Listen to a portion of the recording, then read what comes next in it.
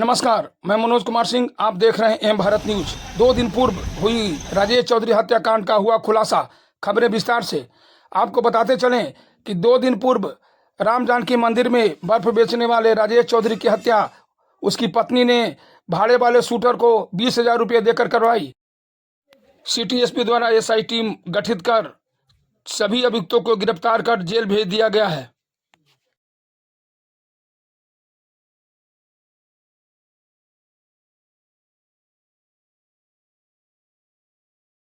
आपको पता भी होगा पहले से कि 17 जून को एक हत्या की घटना हुई थी।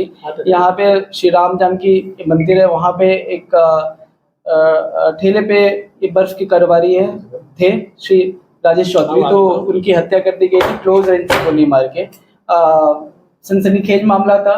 मामले की गंभीरता को देखते हुए एक स्पेशल इन्वेस्टिगेशन टीम का गठन किया गया था SDPO 1 मसौड़ी के नेतृत्व में। उसमें मसौड़ी SHO अनिल कुमार और इपुअनी उत्तम झा भी थे उस टीम में। तो हमने सबसे पहले घटनास्थल का जो ये वहाँ पे एक CCTV फुटेज भी बरामद हुआ, CCTV फुटेज का अवलोकन किया। घटना के बाद FIR मृतक की पत्नी के द्वारा दर्ज कराया गया। FIR में 5 नामजद अभियुक्त थे।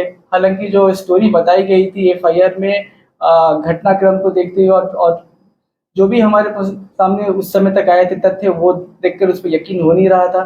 तो घटना की हर पहलू से जांच की गई, तकनीकी अनुसंधान भी किया गया, सूचना संकलन भी किया गया। तो फाइनली ये निकल कर आया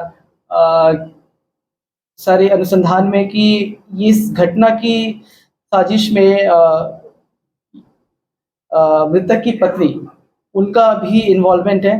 तो यह घटना बेसिकली प्रेम प्रसंग में कारित की गई है। मृतक की पत्नी का अफेयर लकी नाम के एक व्यक्ति से चल रहा था।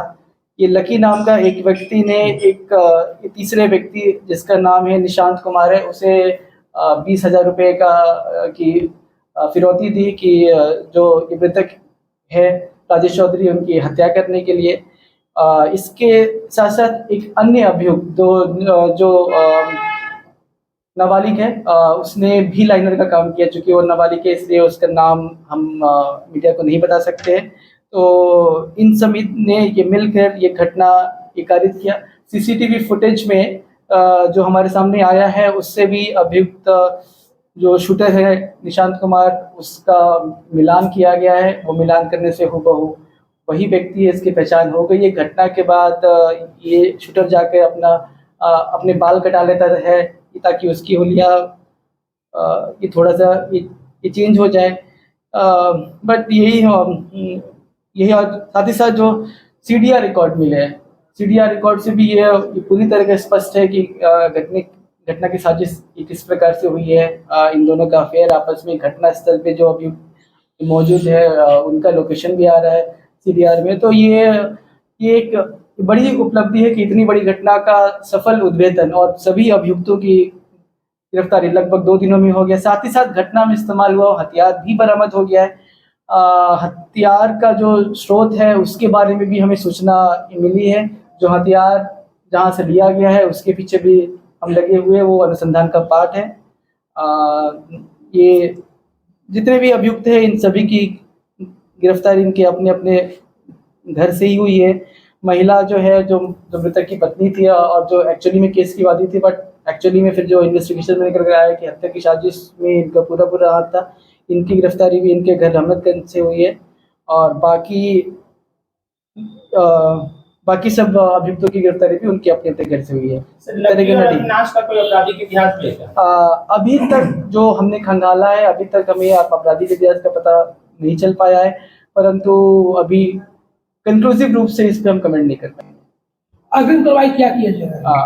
जी, अग्रिम कार्रवाई के लिए इस केस का अनुसंधान लगभग सभी बिंदुओं पर पूर्ण है। हथियार के स्रोत पे अनुसंधान ये चल रहा है। बाकी जो भी टेक्निकल एविडेंस है और ये जैसे उद्भेदन हुआ है, हम कोशिश करेंगे कि इसका स्पीडी ट्रायल कराया जाए और जल्द से जल्द जो भी अभियुक्त हैं उनको सजा दिलाई जाए।